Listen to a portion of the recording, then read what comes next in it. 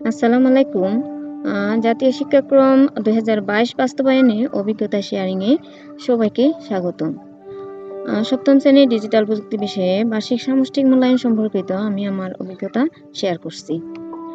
আমি সেলিনা আক্তার, সহকারী শিক্ষক, বহদ্দারঘাটা উচ্চ বিদ্যালয়, চকরিয়া, কক্সবাজার। নতুন কারিকুলামে মূল্যায়ন কার্যক্রম ২ দফে পরিচালিত হয়। একটা হচ্ছে শিক্ষণকালীন মূল্যায়ন, আরেকটা হচ্ছে সামষ্টিক মূল্যায়ন। বার্ষিক শিক্ষণকালীন মূল্যায়নে সপ্তম শ্রেণীর ডিজিটাল প্রযুক্তি বিষয়ে মোট অভিজ্ঞতা ছিল ৬টি। মোট একক যোগ্যতা ছিল ৬টি, মোট পিআই ছিল ৭টি, যা প্রতিটি শিক্ষণ অভিজ্ঞতা শেষে শিক্ষার্থীদেরকে শিক্ষণকালীন মূল্যায়ন করা হয়।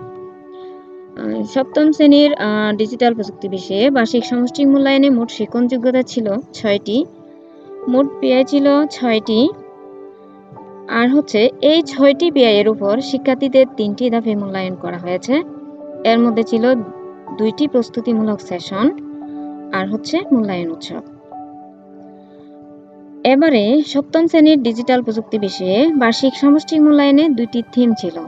থিম ১ সাইবার নিরাপত্তা হেল্প ডেস্ক, থিম ২ নাগরিক সেবা হেল্প ডেস্ক। মূল্যায়নের প্রথম কার্য দিবসে আমি আমার শিক্ষার্থীদের ১২টি দলে ভাগ করে দেই। থিম ১ সাইবার নিরাপত্তা হেল্প ডেস্ক নিয়ে কাজ করে ২০ নম্বরের দলগুলো দল ১, ৩, ৫, ৭, ৯, ১১। এরপরে থিম ২ নাগরিক সেবা হেল্প ডেস্ক নিয়ে কাজ করে ২ নম্বরের দলগুলো দল ২, ৪, ৬, ৮, ১০, ১২। দল ১, ৩, ৫, ৭, ৯, ১১ অর্থাৎ যারা সাইবার নিরাপত্তা নিয়ে কাজ করেছে তারা দলে বসে তাদের পরিবার এর সদস্য এবং আশপাশের মানুষজন কী ধরনের সাইবার নিরাপত্তা ঝুঁকির সম্মুখীন হয় তার তালিকা তৈরি করে। একইভাবে যারা নাগরিক সেবা নিয়ে কাজ করেছে তারাও দলে বসে পরিবার এবং আশপাশের মানুষের কী ধরনের নাগরিক সেবার প্রয়োজন হয় তার তালিকা তৈরি করে এবং এগুলো কোডিং করে। কোডিং করার পর যারা সাইবার নিরাপত্তা নিয়ে কাজ করেছে তারা যে সমস্যাগুলো চিহ্নিত করেছে সেগুলো দলে ভাগ করে দিই। ঝুঁকি মোকাবেলার উপায় নির্ণয় করে আলাদা কাগজে লিখতে বলি। এজন্য তাদের কাজের উপর ৭.১.১ ও ৭.৮.১ এই পিআই দুটি মূল্যায়ন করি। একইভাবে কোডিং করার পর যারা নাগরিক সেবা নিয়ে কাজ করেছে তারা যেই সমস্যা চিহ্নিত করেছে সেগুলো দলে ভাগ করে দিই।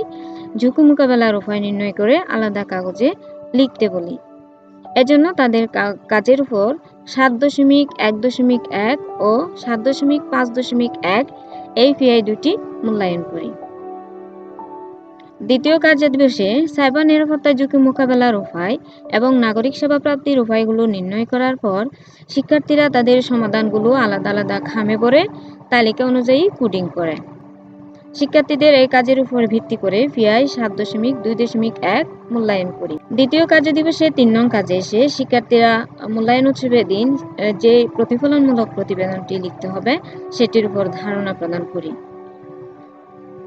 এরপরে ধাপ ২ এসে শিক্ষার্থীরা নিজ দলের কাজগুলো কিভাবে করেছে তার উপর ফ্লোচার্ট তৈরি করে। শিক্ষার্থীদের ফ্লোচার্ট তৈরির এই দক্ষতার উপর ভিত্তি করে তাদের ৭.২.১ এই পিআইটি মূল্যায়ন করি। দ্বিতীয় কার্য দিবসের সর্বশেষ কাজের অংশ হিসেবে শিক্ষার্থীরা মূল্যায়ন উৎসবে হেল্প ডেস্কগুলো উদ্বোধন করার জন্য প্রধান শিক্ষক এবং অন্যান্য শিক্ষকদের আমন্ত্রণ জানানোর জন্য আমন্ত্রণপত্র তৈরি করে এবং আমন্ত্রণ জানায়। শিক্ষার্থীদের এই কাজের উপর ভিত্তি করে পিআই ৭.৯.১ মূল্যায়ন।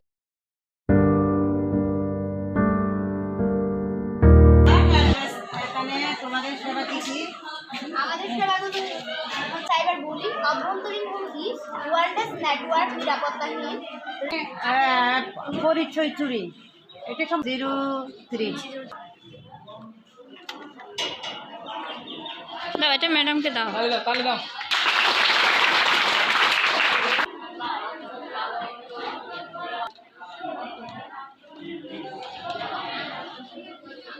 এবং আপনার কেমন লেগেছে এবং আমাদের চিকিৎসা নিয়ে আপনার কি উপকার সেটা যদি বলতে না। আমার কিন্তু অনেক ভালো লাগছে এটা দেখে।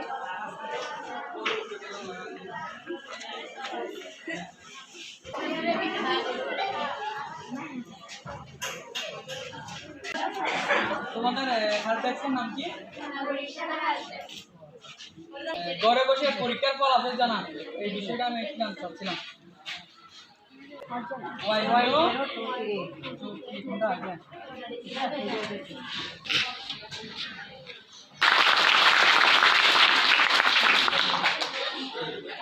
স্যার একটু আমি যেভাবে পাবো এটার ভিতরে লেখা আছে বলতেছে না? মোবাইলে পরীক্ষার ফলাফল জানায় একটা সময়ে পরীক্ষার ফলাফল জানার জন্য শিক্ষা প্রতিষ্ঠানে বিট করতে, তাহলে আমরা SMS এর মাধ্যমে জানতে পারবো, ওয়েবসাইটের মাধ্যমে জানতে পারবো না?